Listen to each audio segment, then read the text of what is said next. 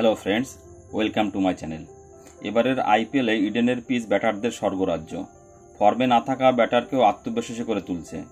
আগের ম্যাচে royal challenge ব্যাঙ্গালুরুর রজত পাটিদারে run পেয়েছিল। শুক্রবার ইডেনে ফর্মে ফেরার জনি বেস্টোকে 17 রান করলেন তিনি। কলকাতা নাইট রাইডার্সে প্রথম ব্যাট করে 261 রান তোলে পাঞ্জাব কিংস, তারপরেও জিতল 8 উইকেটে। এমনভাবেও হারা যায়। ইডেন ফেরত কেকেআর সমর্থকদের চোখে মুখে হতাশ। বিশ্বাস করতে পারছিলেন না 261 রান তোলার পরেও হেরে যাবে দল। টি-20-র ইতিহাসে এই প্রথমবার 261 রান তাড়া করে জিতল কোনো দল। ঘরের মাঠে এর আগে রাজস্থান রয়্যালসের বিরুদ্ধে হেরেছিল কলকাতা। সেই ম্যাচেও কেকেআরের ঘাতক ছিল ইংরেজ অধিনায়ক জস বাটলার। শুক্রবার আর এক ইংরেজ ব্যাটার ছেড়ে দেমা কেঁদেবাচি অবস্থা করে দিল কেকেআরকে। যে বেস্টো নিয়মিত দলে সুযোগ পাচ্ছিল না, তিনি ইডেনে 48 বলে 108 রান করে অপরাজিত ইনিংস খেলে দিলেন। 261 রান তুলেও হারা যায়, তাও আবার 8 বল বাকি থাকতে। কিভাবে হারতে হয় এই ম্যাচে নিপুণভাবে শেখালো অনুকূল রায়, হর্ষিত রানা, বরুণ চক্রবর্তীরা। শুক্রবার মিচেল স্টার্ককে খেলায়নি কলকাতা। তিনি প্রতি ম্যাচে গড়ে 50 রান দিয়ে থাকেন। স্টকের বদলে নামা দুষ্মন্ত চামিরা 3 ওভারে 48 রান দিল। হর্ষিত দিল 61 রান। পাঞ্জাব 28টি ছক্কা হাঁকালেন এই ম্যাচে।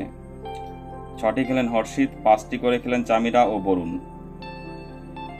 বেস্টোদের শুক্রবারের যে জামাই আদর কলকাতা করলো, তা সাধারণত জামা ষষ্ঠীতেও করা হয়ে থাকে না। ভরা গ্রীষ্মে সেই আদর পেল পাঞ্জাব। বেস্টো ছাড়াও রান করলেন প্রভসিমরন সিং এবং শশাঙ্ক সিং। প্রথম জন রান আউট না হলেও হয়তো আরও একটি 17 রান দেখত ইডেন। 20 বলে 54 রান করেন প্রভসিমরন, আর শশাঙ্ক 28 বলে 68 রান করেন, 8টি ছক্কা মারেন। নিলামে ভুল করে কেনা ক্রিকেটারই পাঞ্জাবের সম্পদ হয়ে উঠেছে। কেকেআরে 261 রান তোলার নেপথ্যে ছিলেন সুনীল নারিন, যিনি ব্যাট হাতে 32 বলে 71 রান করেন, ডিরেক্ট থ্রোতে উইকেট ভেঙে রান আউট করেন, আবার বল হাতে 4 ওভারে 28 রান দিয়ে একটি উইকেট নেন। কেকেআরের হয়ে শুক্রবার সবকিছুই করলেন তিনি, কিন্তু ম্যাচ জেতাতে পারলেন না। আঙুল তুলতেই পারেন সতীর্থদের দিকে। যে পিচে নারিন রান দিল না, কেউ উইকেট নিল, সেই পিচেই বাকিরা শুধু দিলেন।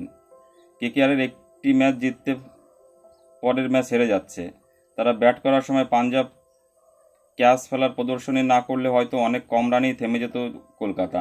তাতে অন্তত লজ্জায় মুখ ঢাকতে হতো না, ভাবতে হতো না 261 রান তুলেও হারা যায়। বন্ধুরা, তোমাদের কি মনে হয় এবারের আইপিএলে এরপরেও এরকম হাই স্কোরিং রানসেস আমরা কি দেখতে পাবো? প্লিজ কমেন্টস করে জানাবেন।